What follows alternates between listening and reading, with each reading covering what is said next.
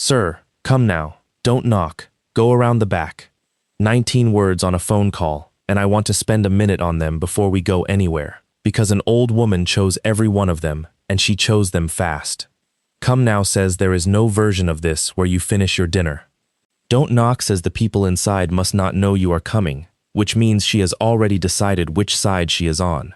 And go around the back says the thing she needs you to see is not visible from the front of the house, and she knows that, because she has been standing at her own window looking at it for longer than she has been able to live with.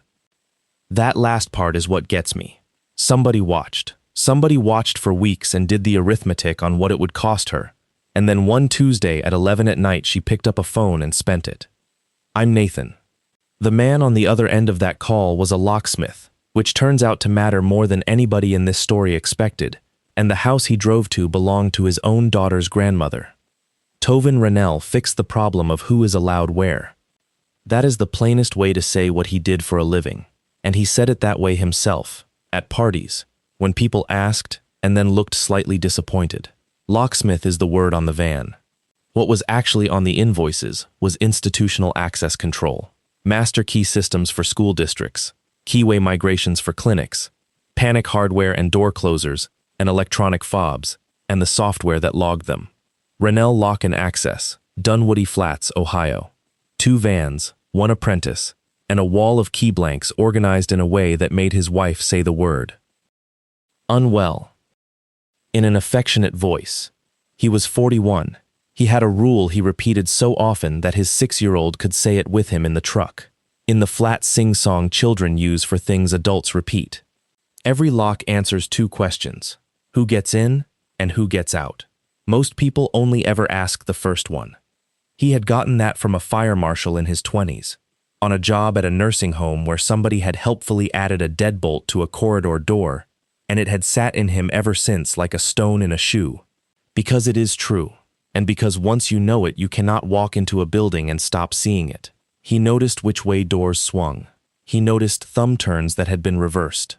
He noticed, in restaurants, that the emergency exit had a chain on it, and he was the kind of man who would ask for the manager about it, and then be quiet about it for the rest of the meal. The daughter was Rena. Rena Rennell was 6, small, and had the specific dignity of a child who has decided early that she is a serious person. She kept a shoebox of keys her father had cut wrong, miscuts, brass with a burr on the shoulder, useless, and she called it her collection, and she knew which lock each one had almost fit. She could not yet read well. She could hear a lock cylinder turn and tell you if it was 5 pins or 6, which is a party trick that made her father prouder than he was willing to say out loud. The wife was Nadja. Nadja Rennell had been Nadja Vestal, and the Vestals lived 11 blocks away on Kennard Street, in a house that had been the same beige since 1974. Adeline Vestal, Nadja's mother, Rena's grandmother, was 66 and had been, over the years, a certified nursing assistant, a home health aide, a church secretary, and for a stretch in the 90s, a foster placement of a kind the county no longer arranges. She was warm in the specific, forward-leaning way of women who have learned that warmth is a tool. She remembered your surgeries. She remembered your mother's name. She put her hand on your forearm when she talked to you, and afterward, you could not remember agreeing to anything, only that you had. Tovin did not like her, and for 9 years he could not have told you exactly why, which is a thing he would later find humiliating. Her son, Nadja's older brother, was Riker Vestal, 44, who drove a white cargo van with no windows in the back and did what his mother said, and who had once, at a christening, told a 4-year-old that the reason he could not have more cake was that his mother was fat. He had said it smiling. Everybody had laughed a little, the way people do. For most of the marriage, the Vestals were a fact Tovin worked around, like a support column in the middle of a room. Christmases, a birthday. Rena was allowed over for an afternoon if Nadja was there. Then, about 14 months before the phone call, that changed, and it changed the way these things always change, reasonably, in small increments, each one defensible on its own. Nadja picked up shifts. She was a scheduler for a regional home health company, which meant her hours had always been ordinary, and then suddenly they were not. There were evenings, then there were overnights, 1 or 2 a month, then 4, then 8. She explained them with words that were technically true. Coverage, on call, a girl on maternity leave. Rena started staying at her grandmother's on those nights. Tovin objected once, at the beginning, standing in the kitchen with a mug he was not drinking from, and he objected badly.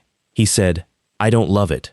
He said, "She's got a lot going on over there." He said the word hoarder, and immediately regretted it, because the house was not that. The house was just full, and Nadja's face did the thing it did. He let it go. He would spend a year taking that apart. What he did instead was the thing men like him do, instead of a conversation. He made it safer. He drove over one Saturday with a bag and he put a working smoke detector in the hallway outside the back bedroom, and a second one in the kitchen, and he changed the batteries in the one Autoline already had, which had been dead so long the terminals were green.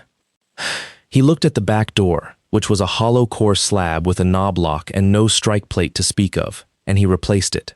Deadbolt, 3-inch screws into the framing, a proper strike.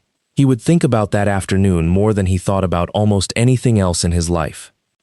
The night it came apart, Rena had been at Kennard Street since 4 in the afternoon, and Tovin was home alone rekeying a tray of clinic cylinders on the kitchen table with the television on for company. At 11:04 p.m., his phone rang with a number he did not know. The voice was old, female, and completely level, and it did not introduce itself for the first 9 seconds. "Is this the little girl's father? The one with the brown van?" He said yes. "My name is Thomasin Norrell. I live across the street from Autoline Vestal. I have lived there 41 years. He said okay. And then she said the 19 words. And she said them without a single tremor, the way you say something you have rehearsed in the car and in the shower, and at 3 in the morning for a month. "Sir, come now. Don't knock. Go around the back." He asked one question, and the question was, "Is she hurt?" And Thomasin Norrell said, "Not the way you mean." He was 11 blocks away. He made it in 6 minutes. He would later be asked, in a room with a stenographer in it, why he did not call the police from the driveway. He gave an answer that a lot of people did not like, and that I think is the most honest thing in the file. He said, "I did not know what I was looking at yet, and if I was wrong, I was going to be a man who called the police on his wife's mother, and I would never get that back." He said, "I wanted to be sure." He parked one house down out of an instinct he could not have named. The front of the Vestal house was exactly what it had always been. Porch light on, curtains closed, the blue flicker of a television in the front room, a wind chime, a concrete goose on the step wearing a small knitted coat. That is the part I want you to hold on to, because it is the whole trick. The front of that house was immaculate. The front of that house had a seasonal wreath. He went around the back. The side yard was narrow and dark and full of the things that live in side yards. A coiled hose, a stack of nursery pots, a chest freezer with a bungee across it, a wheelbarrow on its side. He had to turn sideways twice. He came out into the backyard and stood in wet grass and looked up at the house. And at first, he did not understand what he was seeing, because it did not match anything. The garage had been converted. He knew that. It had been converted for 20 years, and it had been a den with a plaid couch in it and a shelf of VHS tapes since before he met Nadja. It was not a den now.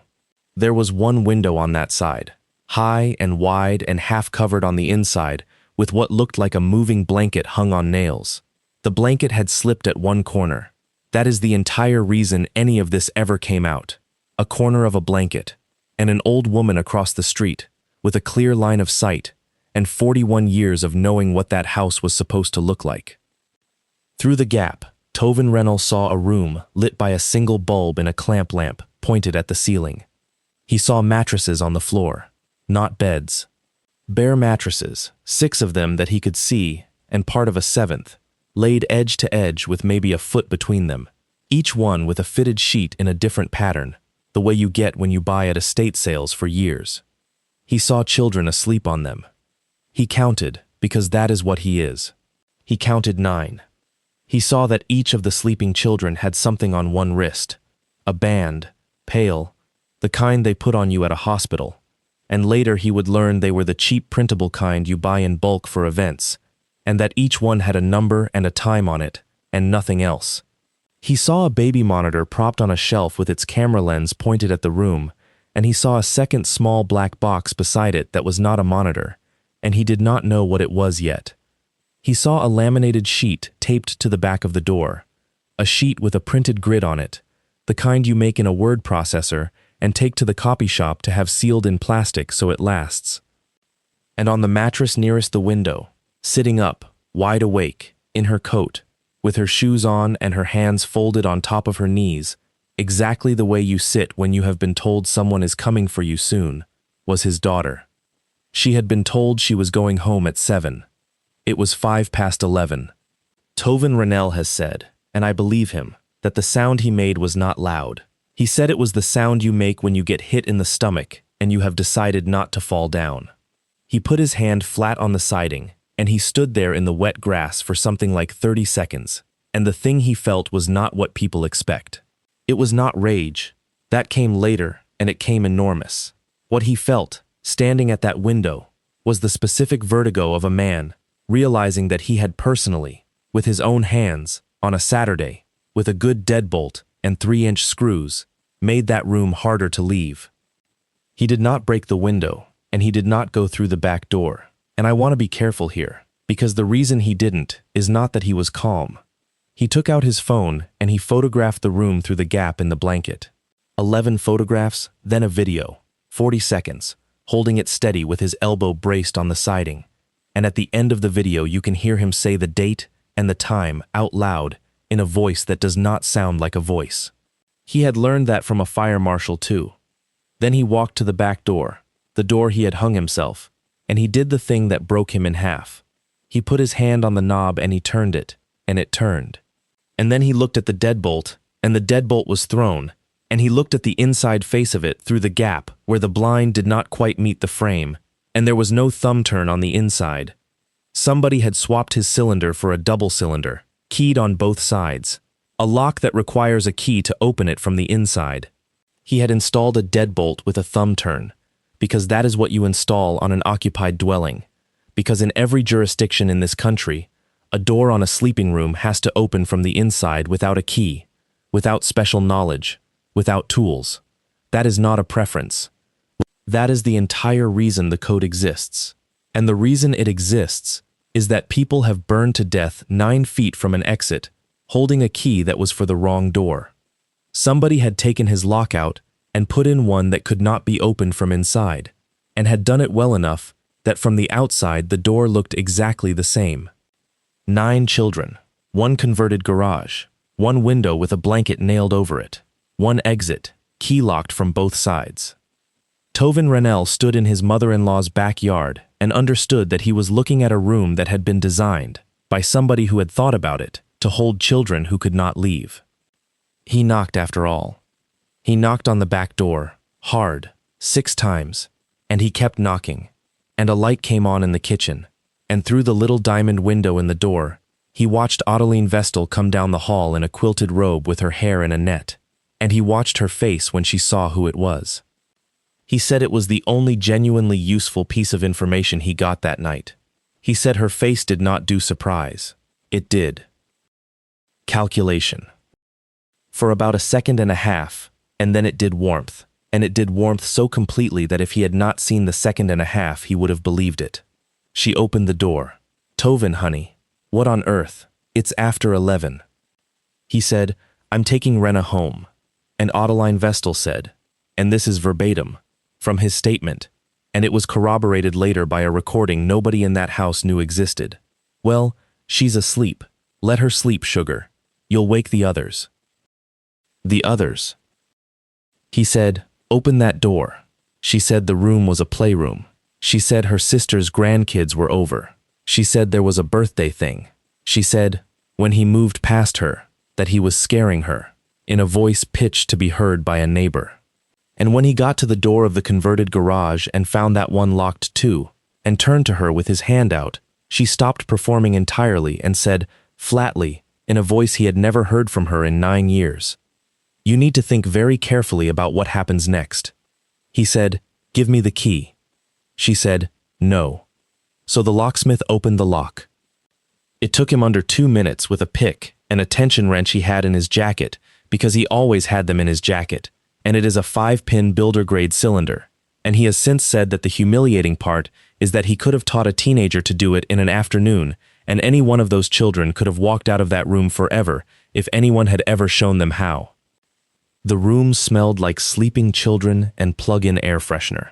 He picked up his daughter, who was awake, who had been awake, who put her arms around his neck, and said into his ear, in a whisper, the sentence that runs underneath this entire story like a wire. I was quiet. Not I was scared. Not where were you? I was quiet. Reporting on her own performance, the way you do when you have been graded on it. He carried her out through the kitchen past her grandmother. He did not say anything else. On the way out he stopped, one-handed, and took a photograph of the laminated sheet on the back of the door. And Adeline moved to stop him, and did not quite. He put Rena in the truck. He stood in the street for a second and looked across at the house opposite, and in an upstairs window, a light went off, which is how Thomasin Norrell told him she had seen him get the girl. Then he drove 11 blocks with a 6-year-old holding a shoebox of miscut keys on her lap, and he called 911 from his own driveway, and he stayed on that phone for 51 minutes. Now I have to go backward, because none of what happened next makes sense unless you understand what Adeline Vestal actually was, and she was not a woman who lost control of a sleepover. She was a business.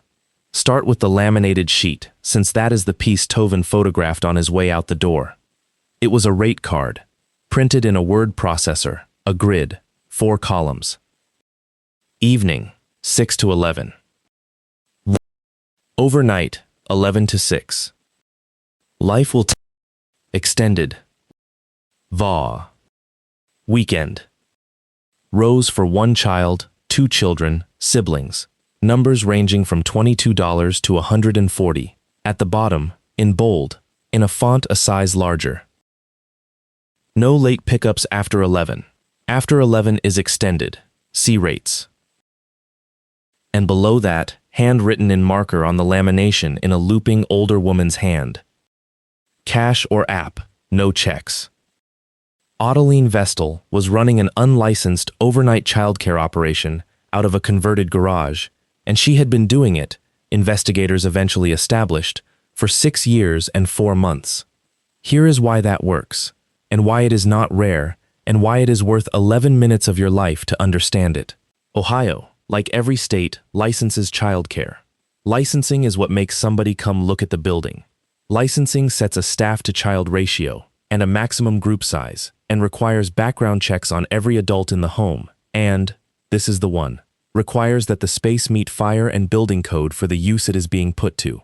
2 means of egress, doors that open from the inside, working detectors, a posted evacuation plan, a crib for every child under 1.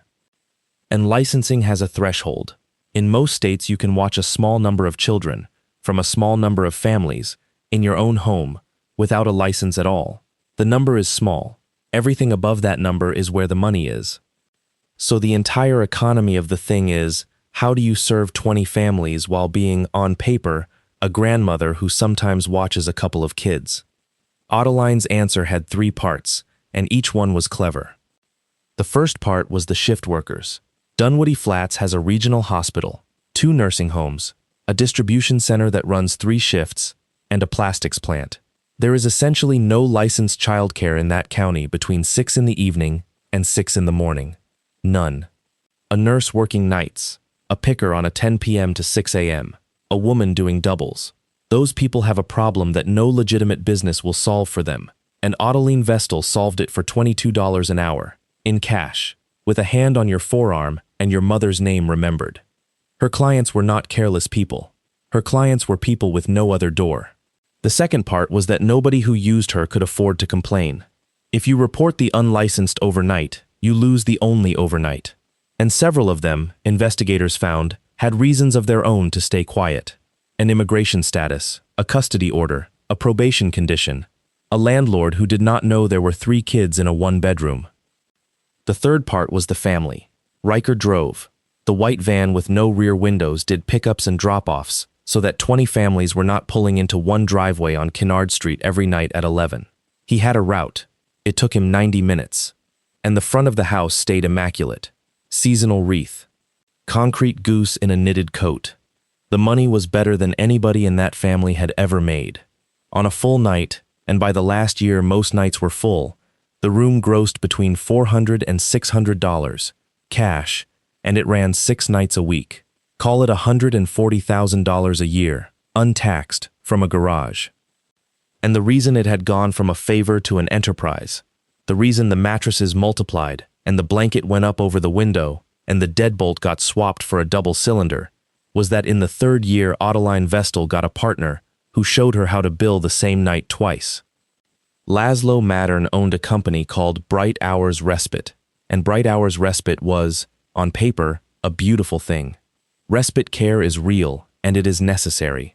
If you are the parent of a severely disabled child, the state will pay for a trained provider to come and take that child for a few hours so that you can sleep, or go to your other kid's recital, or sit in a parked car and cry. It is one of the genuinely humane corners of Medicaid. It is billed in 15-minute units. It requires a provider, a plan of care, and a signature. What it does not require, in practice, in a county with 1 auditor, is anybody watching. Mattern had 11 providers on his roster. 6 of them were real. The other 5 were names that belonged to people who existed. A cousin, a former employee, Riker Vestal, and 2 women who had worked 1 week each at a nursing home 3 years earlier and never knew their credentials were still being billed. The scheme, once the investigators unwound it, was almost boringly simple. Bright Hours billed the state for overnight respite for disabled children. The service was billed as delivered in the child's home. Some of those children were real clients who genuinely received some care. Many of the hours were invented, and a portion of the invented hours were attached to the children in Adeline's garage. Kids whose mothers had signed a form they were told was for a grant program that would lower their rate from $22 to $12. That form was an enrollment in a Medicaid waiver program. Several of those mothers had no idea their child had been enrolled in anything. One of them, when she was finally shown the paperwork, said the sentence that ended up in the sentencing memo. I signed it because she asked me to, and she had been so kind to me. So the same night generated 3 revenue streams. The cash the mother paid. The waiver hours Bright Hours billed the state for care that was, at best, 9 kids on mattresses under 1 clamp lamp, and a per-head referral Mattern paid Adeline for every enrolled child, which she recorded, because she was meticulous, in a spiral notebook under the heading BH. Across 5 years that came to a little over $1.1 million in paid claims, Nadja Rennell had been sleeping with Laszlo Mattern since the previous February. I want to be exact about how her husband found that out, because the order of it matters. He did not go looking for an affair. He went looking for a schedule. In the 4 days after the night at the window, Tovin Rennell did 3 things. He took his daughter to a pediatrician named Fenella Ockley, no relation to a name that comes later. And yes, that coincidence caused a problem in the case, and had her examined, and, more importantly, had a record made. Renna was not injured. She was underslept in a way the doctor described as chronic. She had a persistent low-grade cough that cleared in 9 days once she stopped sleeping in that room, and she flinched at the sound of a door closing hard. The doctor filed the report. The report is what made everything after it possible. He gave the photographs and the video to the county. That went about as well as it usually does. A caseworker came to Kennard Street on Thursday afternoon, in daylight, announced, and was shown a converted garage with a plaid couch in it, a shelf of VHS tapes, 4 throw pillows, and a bookcase. There were no mattresses. There were no children. Adeline Vestal made her a cup of tea and remembered her supervisor's name. The caseworker's report used the phrase, appeared appropriate. Ziv. And third, he sat down at his own kitchen table and pulled his own records, because Tovin Rennell had one asset that nobody in that family had thought about even once. He had rekeyed that house. 3 years earlier, as a favor, he had done the whole place, front, back, side, garage, on a single key so that Nadja could have 1 key for her mother's house. He had done it properly, which for him meant he had documented it, because he documented every job. A work order with a date, a bidding list, the pinning stack for each cylinder, photographs of every door before and after, and the hardware model numbers, because that is how you can walk back into a building 6 years later and cut a key without taking anything apart.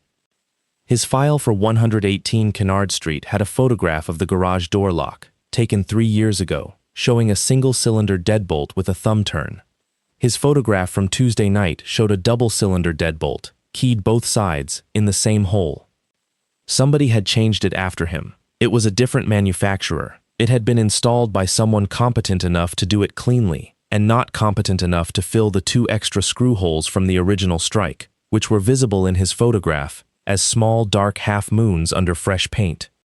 He could date it, roughly, and here is where a locksmith becomes dangerous. Every hardware supplier in a county that size is one of 4 places. He called all 4. He did not have to pretend to be anybody. He had an account at 3 of them and had bought from the 4th for 11 years.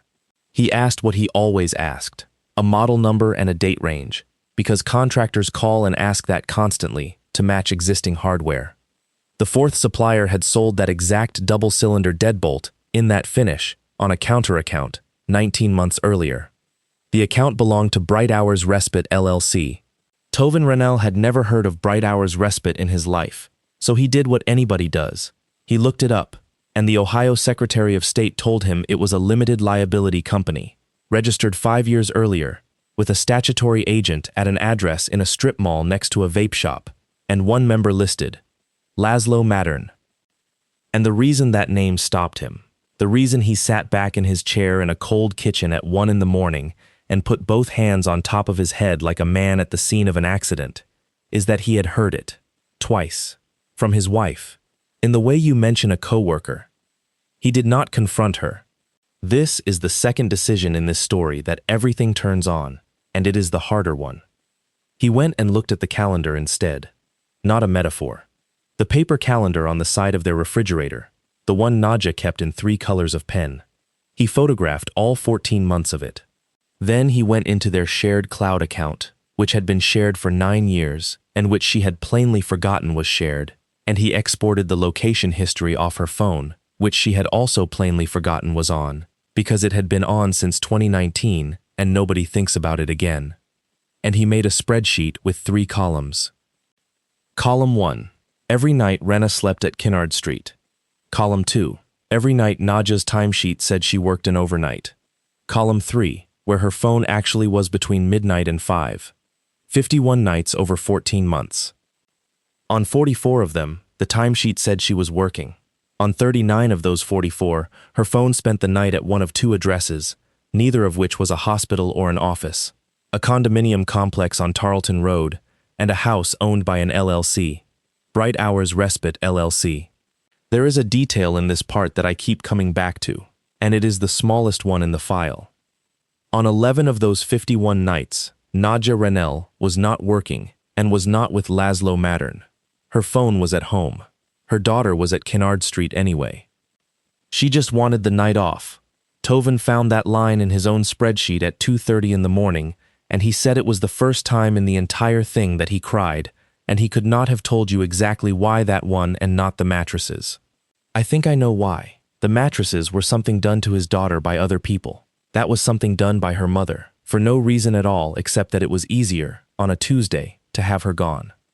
He asked Rena about the room exactly once, and he did it wrong on purpose. His lawyer had not told him yet what a forensic interviewer would eventually tell him, that you do not ask a child a question that contains its own answer, that, did Grandma lock the door, is worth nothing, and, tell me about the room, is worth everything. He had worked that out himself, in a truck, from first principles, because it is the same principle as a lock. You do not tell it what you want, you let it tell you what it is. So he said, tell me about a normal night at Grandma's, from the start. And over 11 days, in the truck, in pieces, a 6-year-old described a business. She said you got a bracelet when you came in, and you were not allowed to take it off, and Grandma wrote the time on it with a marker. She said the little kids went on the mattresses by the wall, and the big kids by the door, because the big kids could step over. She said there was a rule about the bathroom, which was that you went before, because after the light went off you had to hold it, and that one boy had not held it and had to sleep on a towel. She said Uncle Riker's van smelled like cigarettes and pine tree. She said Uncle Riker's van smelled like cigarettes and pine tree. She said Uncle Riker's van smelled like cigarettes and pine tree. She said Uncle Riker's van smelled like cigarettes and pine tree. And that Grandma would come to the door and say, "Quiet as mice," in a nice voice, and that if you were not quiet the next time you came, you slept by the door where the cold came in. She said, and this took 9 days to arrive, and it arrived in a parking lot outside a grocery store, unprompted, while he was unbuckling her, that a boy named Sedge used to be there, and then he was not, and that Grandma said he had moved to Kentucky. And she said the thing about her shoes. She kept her shoes on, all night, every night, for 14 months. Not because anybody told her to. She had worked out, at 6, that the times she got to go home were the times somebody came, and that when somebody came it happened fast, and that a kid looking for her shoes in a dark room full of sleeping kids might miss it. That is the detail that made the guardian ad litem put her pen down. The conversation with Nadja happened on the 9th day, in a Wendy's parking lot, because their house was not a place either of them could do it in, and because a public place is what you choose when you are afraid of yourself. He had the spreadsheet on his phone. He did not open it. He asked her one question, and he asked the small one on purpose, the way you test a cylinder with the lightest pick first. He said, "On the nights you weren't working, why was she still over there?" And Nadja Rennell, who is not a monster, and who I think is in some ways the most ordinary person in this file, and who was 38 and tired and had been told her whole life by her mother that she was lucky to have help, said, "Because I could." Not defiantly, flatly, as a fact about her own life that she had never once had to say out loud, and hearing it in the air seemed to surprise her more than it surprised him. He said, "I know about Mattern." And she cried, and then she did the thing that ended the marriage in the actual sense, the sense that has nothing to do with paperwork. She started explaining, not about the affair, about the room. She said her mother had watched her and Riker in that same garage. She said it was a den back then, that it had a couch. She said the kids were fine, they were fed, they were warm, they were watched, that half of them had it better there than at home. And did he know what a single mom on thirds pays for care? Did he have any idea? And every word of that was an argument she had heard her mother make, delivered in her mother's cadence. And he sat in a car listening to his wife's mouth make her mother's sentences, and understood that Ottiline Vestal had not recruited a partner 14 months ago. She had raised one. He said the last thing he had to say, and then he did not speak to her for 4 months. He said, "There is no thumb turn on the inside of that door." She said, "What?" He said, "You can't open it from in there. Somebody took mine out and put one in that needs a key. And you have been dropping our daughter through that door for 14 months.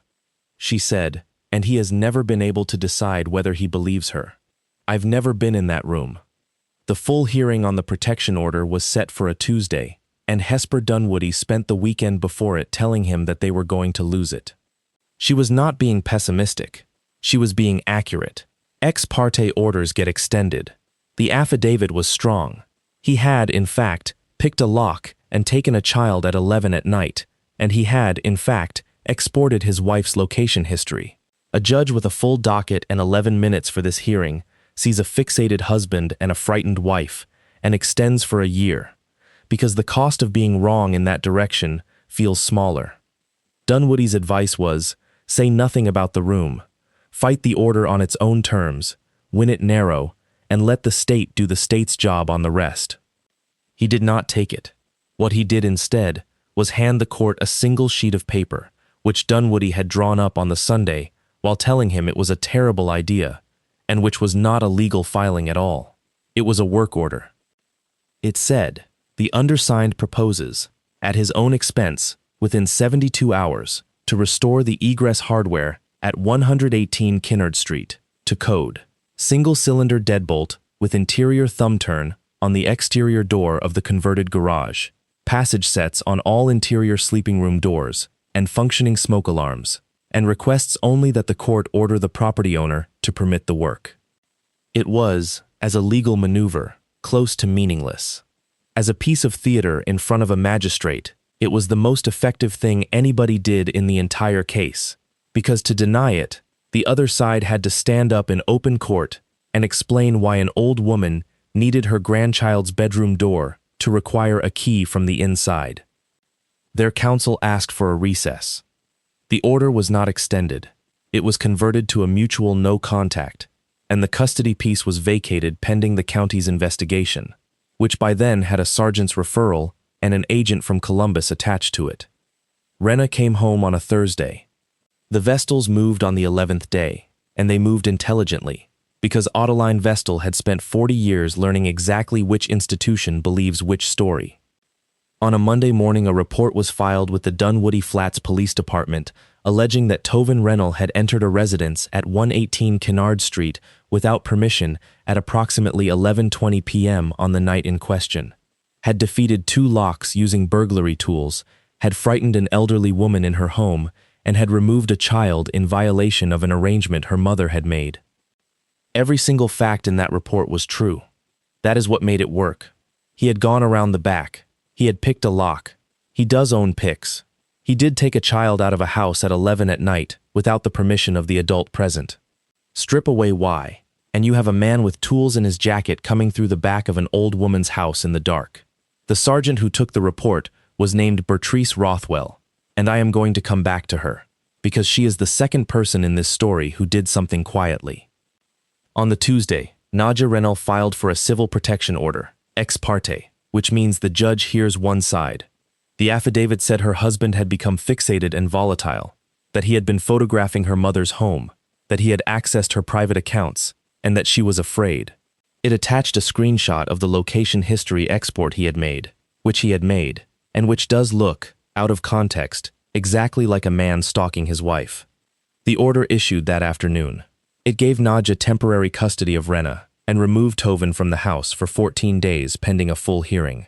On the Wednesday, a detective called and asked him to come in and talk about the burglary allegation, and his lawyer told him not to, and he went anyway, which she still describes as the worst legal advice anybody has ever ignored to their own benefit, because Tovin Rennell walked into that interview and did not defend himself at all. He put a folder on the table. He said, "I am not here about me." He said, "There were 9 children in that room and I have photographs, and there is one exit, and it is key-locked from both sides, and I want to tell you about the deadbolt." And then he talked for 50 minutes about a lock. He explained double-cylinder deadbolts. He explained why the residential code prohibits them on a sleeping room, and he quoted the section number from memory. He explained that he had installed the original single-cylinder himself and had the work order and the photographs. He explained that the replacement had been purchased on a Bright Hours respite account. He explained that a room with 9 sleeping children, 1 clamp lamp on an extension cord, a blanket nailed over the only window, and a single key-locked exit is not a childcare violation. It is a fatality that has not happened yet, and that he had done the arithmetic on how long 9 children would have in that room, and the number was under 4 minutes. The detective, whose name was Romilly Pemberley, listened to all of it and then asked him the only question that mattered. "Can you prove any of this without the photographs you took inside?" And he said, "I don't know, but the lady across the street can." Thomasin Norrell was 71 years old and had lived at 121 Kennard Street since 1985. What she gave them, when Pemberley knocked on her door on the Thursday, was not a statement. It was a notebook. She had been keeping it for 14 months. She had started it because the van bothered her. The same white van, no rear windows, arriving between 10 and 11:30, sometimes twice a night, and because she was a retired postal clerk, and 41 years of sorting had made her a person who writes things down. Every entry was the same format: date, time, van in, number of children she could see go in, when she could see them, van out, number of cars. The night in November the ambulance came, with the time it arrived and the time it left, and the note, underlined, "No siren leaving." That entry was 14 months old. Nobody in the police department had a 14-month-old ambulance call to 118 Kennard Street, because the ambulance had not been called to 118 Kennard Street. It had been called to an address 4 streets over, and a 2-year-old named Sedge Ockley had been pronounced at the hospital at 4:51 in the morning, and the death certificate said, Sudden unexplained infant death. And the mother, Perdita Ockley, had told the county that her son had been asleep in his own bed. She had told them that because Adeline Vestal had asked her to, in her own kitchen, with a hand on her forearm, an hour after Riker Vestal drove Perdita and her son from Kennard Street to Perdita's apartment and put the boy in his own bed and left. Perdita Ockley was 23. She was on shift at the distribution center when her son died on a mattress in that garage. She was told he had been fine, that he had gone down at 10, that he had just, and this is the phrase that had been used to her, and that she repeated 11 times in her eventual testimony. Slipped away in his sleep, honey. She had believed it for 14 months. She had believed it because the alternative required believing that the only person in her life who had ever made her problem go away had let her son die and then coached her on what to tell the coroner. Here is what actually happened, established later by a re-examination of the toxicology that had been run and filed and never looked at, and by the second black box on that shelf. The second black box was a white noise machine. That is all it was. But it was a model with a USB port and an SD card, and the family had bought it used, and it had been recording, a 2-hour rolling loop, overwriting itself, endlessly, for years, doing it because a previous owner had turned on a monitor feature, and nobody in that house ever went into the settings. It held 2 hours. 2 hours is nothing. But Adeline Vestal had unplugged that machine on the night Tovin came through the back door. She unplugged everything in that room that night, and moved the mattresses before dawn, and an unplugged device does not overwrite. The last 2 hours on that card were from 9:04 p.m. to 11:06 p.m. on the night of the window. It is 9 sleeping children and 1 awake one. It is a television through a wall. It is, at 10:12, Adeline Vestal's voice, unmistakable, saying, "If he comes, he goes in the back room, and he does not come out until I say." It is, at 10:58, a child's voice, Rena's, asking, twice, whether her dad is coming. And it is, at 11:05, a man's fist on a door. I have listened to a transcript of it, and I am not going to describe any more of it than that. Special Agent Linnea Tarleton worked for the Ohio Attorney General's Medicaid Fraud Control Unit, which is a small office with a very specific mandate. It investigates providers who bill the state for care that did not happen, and, this is the part people do not know, it also has jurisdiction over abuse and neglect in facilities that receive Medicaid funds. Bright Hours Respite had been on a list in that office for 2 years. It had never risen high enough to work, because the flag on it was a statistical one, an unusually high ratio of overnight units billed per provider. It looked like sloppy billing. There are a lot of those. What moved it to the top of the pile was a single sentence in a police report forwarded from Dunwoody Flats by a sergeant who did not have to forward it. Bertrice Rothwell had taken Adeline Vestal's burglary complaint, and she had done her job, and her job included pulling the address history for 118 Kennard Street. What came back was 3 noise complaints and one thing that stopped her, a call from a neighbor, 14 months earlier, about an ambulance, closed with no report. She wrote it up. She attached the locksmith's folder. She sent it up and across, on her own initiative, on a Friday, and then she went home, and that is the entire heroic act, and it took her about 40 minutes. Tarleton's office subpoenaed the Bright Hours billing on the following Tuesday. And then the case did the thing these cases do when they finally turn over, which is that it stopped being about one family in about 9 days. 22 families, 9 children in the room on the night of the window, and 31 who had cycled through it. $62,000 in claims tied to children whose parents had never heard the words. Waiver program. 4 adults on the roster who had never worked a shift in their lives. The last piece came from a 16-year-old. Una Vestal was Riker's daughter, and she had done the van route with her father since she was 14, because he told her mother it was quality time, and because a girl in the passenger seat makes a van with no rear windows look like a family errand. She had a folder on her phone, 41 items. She had started it, she said, the night she realized that she knew all 9 kids by their first names and none of the parents knew hers. There is a photograph in there, taken through a windshield, of her father carrying a sleeping 2-year-old across a lawn at 4 in the morning in November. She sent it to Linnea Tarleton's office through a web form on a Sunday night with a message that read, "In full. I'm 16. My dad drives. I want to say what's on it before I get talked out of it again." The warrants were executed on a Wednesday at 9:40 in the evening, which was chosen deliberately because the room needed to be full. It was full. 8 children that night. Here is what Tovin Rennell did, and this is the part people argue about. He was not supposed to be there. He was under a civil protection order. He was a witness in an active investigation, and his lawyer, Hesper Dunwoody, had told him in writing to stay in his house. He drove to Kennard Street at 7 that evening, 3 hours ahead of the raid, with a van full of hardware and a work order he had written for himself. And he rekeyed the house. Not to lock anybody in. He did the opposite, and he did it in 91 minutes, with the confidence of a man who has done 400 of these. He pulled the double-cylinder deadbolt off the garage door and put in a single cylinder with a thumb turn, and then he went further. He pulled the strike, filled it, and set the door so it swung outward, into the yard, which took him 20 minutes with a chisel he keeps sharp. He put a working smoke detector in that room and 2 in the hall. He cut the blanket off the window with a utility knife and left it on the grass. He replaced the knob on the interior hall door with a passage set, which is a knob with no lock in it at all, and he did the same to the back bedroom, and to the bathroom, and to the door at the top of the basement stairs. By 9 o'clock, there was not a single door in that house that could hold a person who wanted to leave it. Then he sat in his van at the end of the block with the lights off, and when Adeline Vestal walked from her kitchen to the garage at 9:31 to do the 10 o'clock check, he walked up the driveway behind her and pulled the garage door shut, and it latched, and it was the one lock he had left. She was in the room for 14 minutes.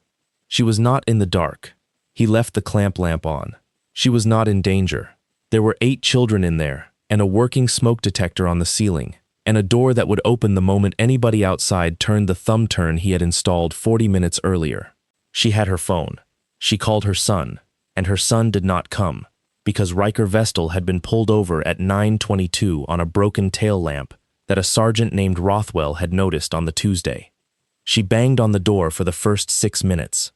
Then, on the recording, because Tovin recorded it, standing outside, and handed the recording over voluntarily to Tarleton the next morning before anybody asked him for it, she stopped banging, and she said, through the door, in a completely different voice, the sentence that got read aloud at her sentencing, "You can't leave me in here. There's children." He said, "I know." And then he turned the thumb turn and opened the door. At 9:45, 5 minutes before 9 vehicles came up Kennard Street with no lights on. They charged him. He knew they would. He was charged with unlawful restraint and with violating a protection order, and he pleaded to the protection order violation and took 40 hours of community service and a fine, and the restraint charge was dismissed by a judge who used the phrase, "The door was, by the defendant's own hand, openable from within at all times," which I note is more than can be said for the 2 years preceding. Adeline Vestal pleaded to involuntary manslaughter in the death of Sedge Ockley, child endangering as to 9 counts, Medicaid fraud, and tampering with evidence. She got 26 years. She is 66. Laszlo Mattern got 19 years federal and was ordered to repay $1.1 million he does not have. Riker Vestal cooperated, gave them the route, the pickups, and the night in November, and got 9 years. Nadja Rennell was charged with 2 counts of complicity to child endangering and 1 count of falsification. The complicity counts went away. The prosecutor could not prove she knew about the room, and I think that is probably true. And I also think it is the least interesting sentence in this entire file, because the standard for a mother is not. Did you know? She pleaded to falsification for the forms she signed at Bright Hours and served 11 months. The protection order was dissolved in April. Custody went to Tovin outright in June, with supervised visitation for Nadja that she has, to her credit, never missed. Perdita Ockley received an apology from the county in writing, which she has said she does not want, and a settlement, which she used to buy a headstone with her son's actual date of death on it, because the first one had the wrong one. Thomasin Norrell was 72 by the time she testified. She was on the stand for 19 minutes.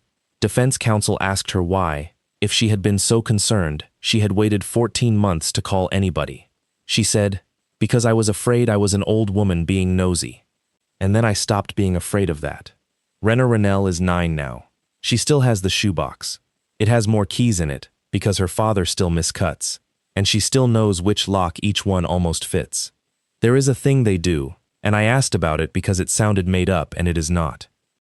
Every time they move through a building that is new to them, a motel, a restaurant, a friend's house, a waiting room, she finds the exit and she puts her hand flat on it, and if it opens, she says, "Okay," and they go on with their day. It takes 4 seconds. He did not teach it to her. She started doing it on her own about a month after, and he decided not to make it a thing, and it has quietly become the thing. So, 19 words, and an old woman across a street. I keep thinking about the other doors, and I want to leave you with them, because they are not exotic. The overnight room behind a hair salon, the church basement that takes kids on 3rd shift and has 1 stairwell, the apartment where somebody mines 9 children for cash because there is no licensed care in that county between 6 at night and 6 in the morning, and there is not in most counties. And that is a real hole that real people fall into, and the people who fall into it are almost never careless. They are people with no other door. Adeline Vestal did not invent a demand.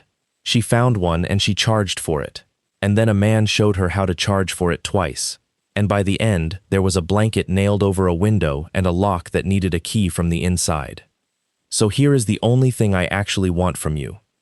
Wherever the children in your life sleep tonight that is not your own house, a grandmother's, a sitter's, a friend's, a program, go and put your hand flat on the door of that room and see which way it opens, and see whether it opens without a key. It takes 4 seconds. You do not have to accuse anybody of anything. You do not have to make it a thing. And if you are ever the person at the window across the street, the one who has been watching for a month and doing the arithmetic on what it will cost you, the whole of this only exists because one 71-year-old woman decided she would rather be nosy than be right. Be nosy. Say the 19 words. Somebody's kid is sitting up in her coat with her shoes on, waiting for the door.